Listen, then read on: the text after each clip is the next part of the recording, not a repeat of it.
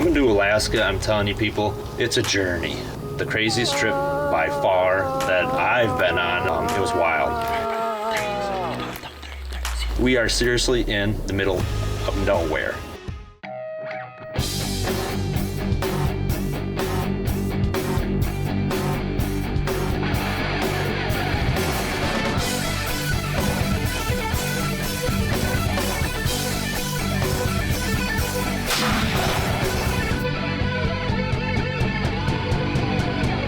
Outdoor Junkies!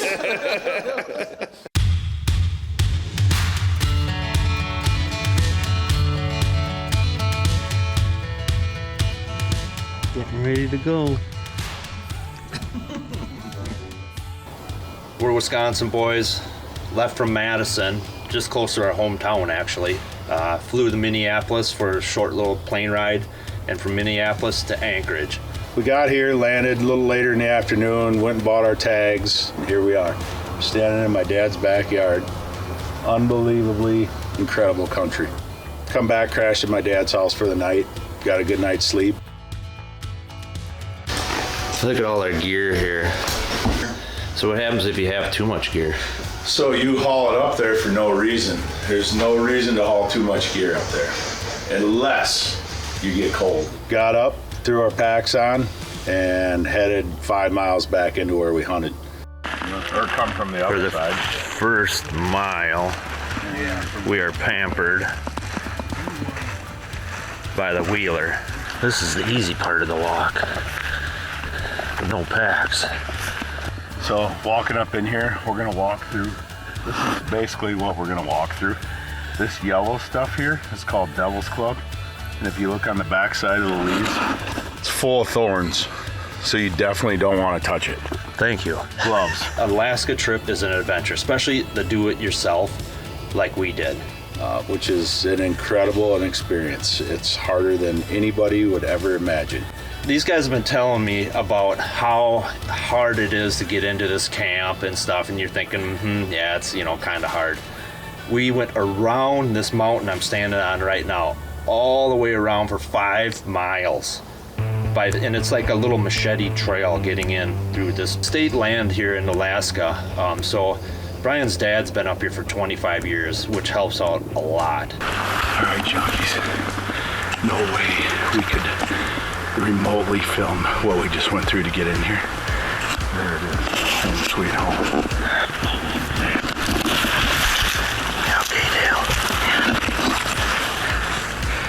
You made it all the way till the end, you alright? All the way till the end. He has a foot trail all the way around this mountain. So it took us about 3.5 hours of walking. With about a 50-pound pack, you have your sleeping bag, your clothes, and thank goodness you already had the food and stuff in there and already split wood for the tent. When we got there, great accommodations we are seriously in the middle of nowhere. I can't believe we made it. Let me tell you, it is a happy day.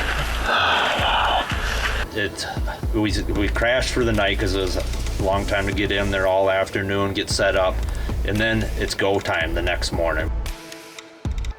So we're keeping the beef sticks cooled down, and it looks like someone's got an energy drink in here too.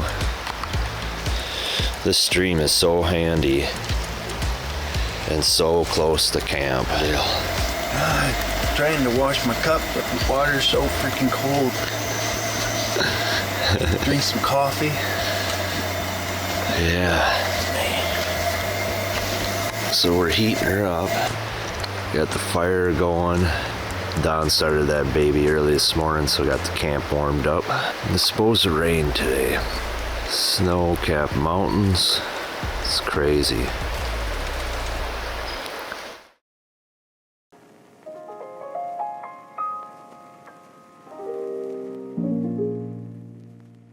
Get up, so we get a plan of attack.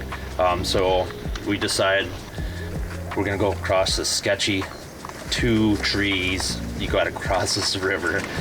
So we all went together one by one. I can't be able to handle that.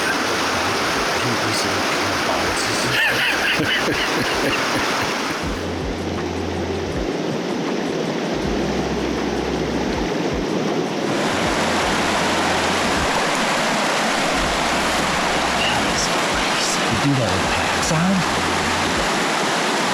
So it begins. First day, man. So we got across and we split in half. One group went one way, which was us. Another group went another way. So the first day of hunting, we got just about to this meadow, and we're just gonna sneak into this meadow, and I happen to look behind me, and Russell's standing behind me, and behind Russell is this cow.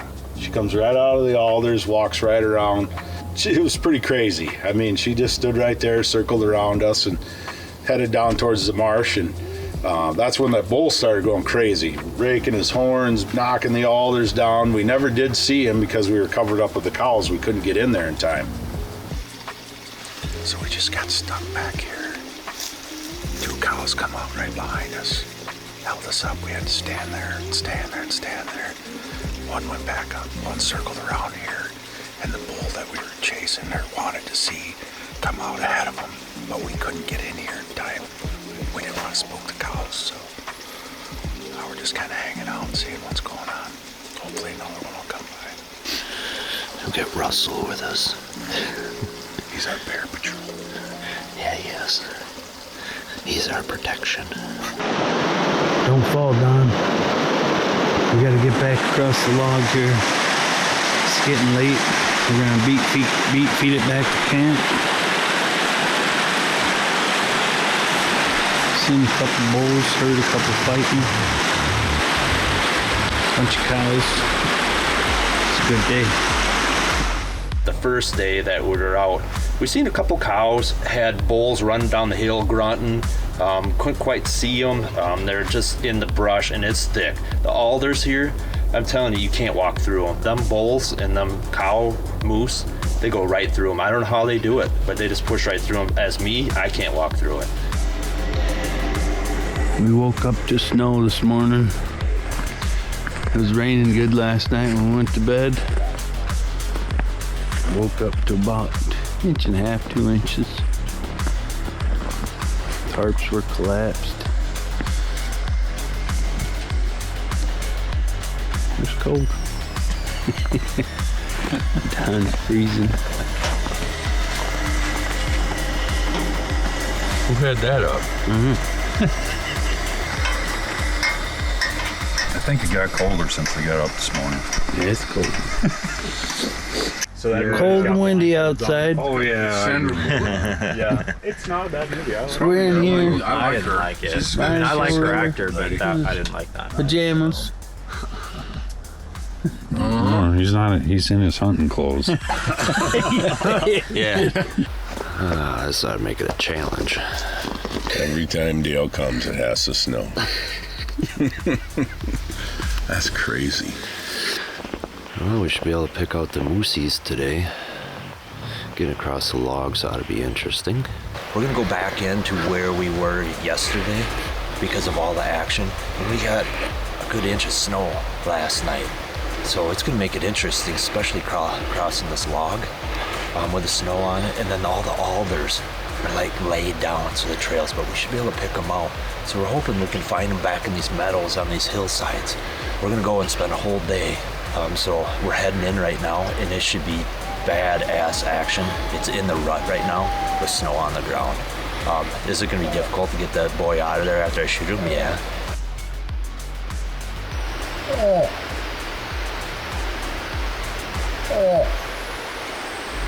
Just a little guy. Yeah. So the second day of moose hunting, we seen another small bull and a cow on the next mountain over, which was miles, but you could see them over there. That was the only thing we seen that day, besides just some birds. We see a little porcupine, which was pretty cool. Otherwise, the second and third day we got skunked, besides seeing stuff way off in the distance.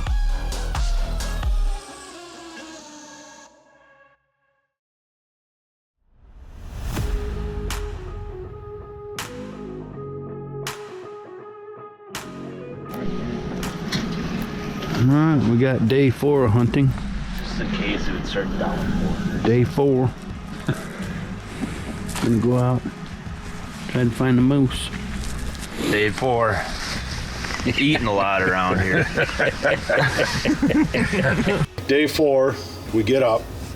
Looks like a pretty clean, clear day, and everything was going to be good. And we split off again. One group went high, one group went low, and we went through the timber and actually come across a high bush blueberry plant. I picked one off, showed it to Jeremy. He's like, "No, that's not blueberries." I asked my brother that lives up here. He goes, "Oh yeah, those are blueberries, you know." So instead of moose hunting, we went blueberry hunting. So we sat there and picked blueberries and ate them for half an hour, 45 minutes. So, and they were absolutely delicious. Awesome. Okay, this is the bear market tree these guys come by each year. You can actually see the hair from the grizzlies. They actually, you see like here, they rub their back and stuff up on this tree. It's so cool, there's hair all over it. And look, you know, you can see Way up here. how high they're scratching and stuff. I mean, there's hair everywhere on this sap and stuff. They got it rubbed smooth, don't they? Yeah, it looks really cool. I don't know, I suppose it's more of a dominant smelly thing and get their smell on this tree, but they said that this tree's been here for years, so it's kind of cool. Cool. The weather, it was kind of crummy the second and third day, but on the fourth day, we had another plan. We'd go together, we'd start all as a group. We were down to 6 guys. We lost Colton, he had to go back home. So we just had 6 guys, so we broke up in a group. 3 went one way, 3 went the other way. We were kind of hunting the same area together, but one went low and one went high, and the other group didn't see any. We heard some calling. So we get back down, come around, we meet up with my dad, and we sat at the meadow for a while. We heard a bull raking his horns all the way across the meadow. We called and you could hear the cow, and so he says, "Why don't you guys go across the meadow and sneak down in along the timber, you know, just to see if you can roust him out of the timber or, you know, do some calling." And we got in there, it started raining, you know, and a little bit of rain's not gonna hurt anything. So we got in and we got to this kind of high bench point, and we sat there for a little bit, and Jeremy goes, "You hear that?" And it, you know, it kind of sounded like a bird squawking. Well, it ended up being a cow. It sounded like a calf, like it was so like a weird sound. So there again, from Wisconsin, this moose hunting's new to me. So I did a little calling, sitting there waiting. It sounded like they were kind of moving off, and so we kind of were like, "Oh, it's time to put our rain gear on." So I took my day pack off, put my rain gear on, and I was just zipping it up, and Jeremy goes, "There he is." Bull's about 80 yards away. I'm like, no way. He pops out, and what does he do? He stands right behind a pine tree. You can't see how big his horns are. You can see he was a bull. We sit there, and I tell him, "Brian, hey, put the camera away. I mean, it's just rain." And he's like, "No, the bull's still standing there, and I can't see him because I'm over 10 yards to the left of Brian." He's got 3 brown tines on both sides. He's legal. You can shoot him if you want. Do it. So I did a bull call, and then I did a cow call, and here he come. Walked right out into the meadow. He had 3 brow tines on both sides, totally legal bull, and Jeremy let him have it. All right, dude, I'm gonna take him.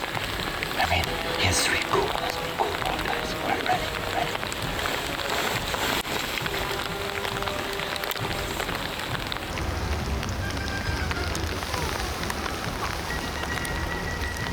Shoot him if you can. Oh man, I don't know how good I got it. It was in through the weeds.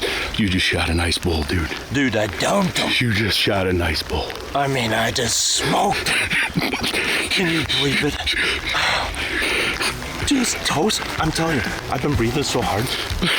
I could barely see through my scope. I put it on there. Oh yeah. He's got 3 brow tines on both sides. Does he? Yeah. All right.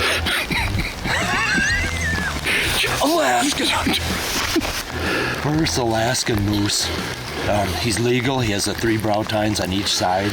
This is our fourth day here. We packed in 5 days ago.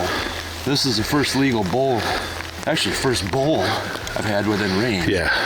That I've seen. Other guys have seen some in range too, but not legal. And I'm telling you, this is so awesome. We are, honest to God, 3 miles from camp and 5 miles from the house. I mean, it's seriously gonna take us days to get this bad boy out of here. It weighs almost as much as your wallet. Yeah, right.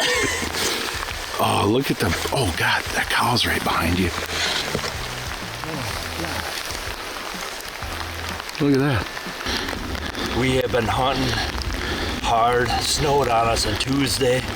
Seen a bunch of cows, smaller bulls in the distance. This legal guy come not even half hour ago. Chasing a cow, calling, we were calling. He is so badass. First moose I've ever shot. And we're in Alaska, and I'm telling you right now, they say in the middle of nowhere. We are in the middle of nowhere. Nowhere. He has 3 brow tines, which makes him legal. On both sides. Yeah, on both sides. It's so badass. Look how big he is. You don't even get the concept of how big he is. All right, to make it legal in Alaska, we had to band them just like old school Wisconsin style. It's pretty cool. So put this one on, it's not thick enough, they actually give you an extender. So to make it legit, it's gonna be very close. Just do it. Yep. Get it? Is it on?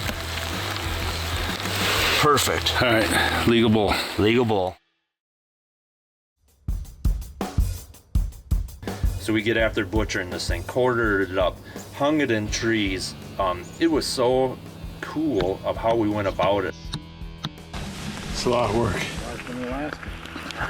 That is life in Alaska. This is all do it yourself, cutting it up, hanging it up. So we had enough time to hang it up and get back to camp, which was 3 miles away at dark. We get up the next morning after it was raining. It was kind of snowing on the way back. We get up the next morning, the whole ground is covered to like 6, 7 inches of snow. So we're like, oh man. So we got to cross these sketchy logs with 6, 7 inches of snow on them, slippery. I mean, it was crazy getting across there. And even a couple guys just put on the waders because it actually is very dangerous in this river. It's fast flowing. We're about 2 to 3 miles from camp. It's taken us a couple hours to get here. We're probably a quarter of a mile yet from the moose. Wait till you see us go through these alders. It's crazy.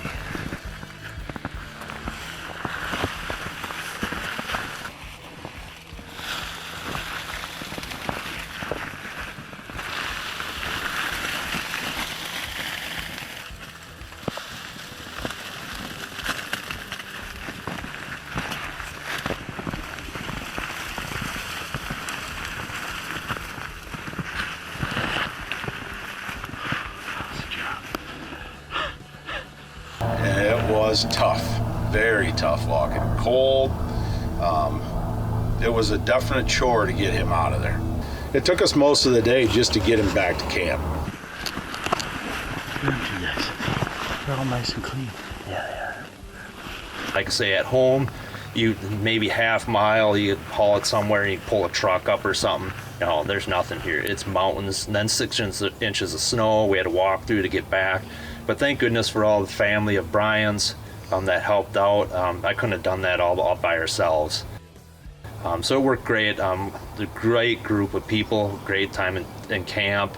A lot of memories, a lot of funnies being said. So we lived on freeze-dried meals, some beanie weenies, a bunch of different stuff for the week, which is so cool, so it's off the beaten path. We drank water out of the stream every day. We put our bottled water. I mean, back home we can't do anything like that. It's so clean. It's just coming right out of the mountain right there. I drank bottles of it all week. That was very handy having camp right next to that little creek. Following day, after we got him back to camp, we spent the night in the tent, wood burner in there, nice and warm. Get up and we take the rest of the meat, pack it in our packs, and we head out, come out here, which is 5 miles of torture. All the snow had knocked the alders down. We had to take it off. I mean, we were covered, soaking wet. So we're on our way up there the last day to take down camp, get it all put away and everything, and grab the rest of our sleeping gear. Both me and Jeremy took our rain gear off, and We took the rain gear off because we were sweating. Yeah, we were so hot, so we took it off by the four-wheelers and left it. So we threw it back by the four-wheelers. We come back, it's laying in the middle of the trail, and this is what a bear did to it. Tore them to shreds, our rain gear. Well, I hauled my moose on my jacket, the horns out. I bet he smelled it. So this is what's left of our rain gear. It's pretty crazy. And there's grizzly tracks. We were gone for 3 hours. So that isn't it? It was wild. So now you're starting to really look around, like holy moly. Yeah, it's pretty crazy that you never know what you're gonna run into up here. Closed captioning is brought to you by Bear Sense. For more information, go to bearsense.com. My brother was outside taking pictures of all the snow and the tent, and I mean, it's just crazy. And he walks around the corner of the tent, and here's this bull standing there. My dad comes out of the tent, and he does his call and turns that moose right around. He comes in. I mean, he's literally 10 feet from the tent. He's not wide enough, and he doesn't have the 3 brow tines, but he is big. They're huge. He walked right in our bathroom trail. Yes, he come in on our toilet trail. Outdoor Junkies is brought to you by Cunis Country, Bait Box on the Rock, Hunting Gear, Hanksters Motorsports, Bear Sense, Custom Jigs and Spins, Bee Fish and Tackle, and these fine sponsors. This has been a Stone Lake production.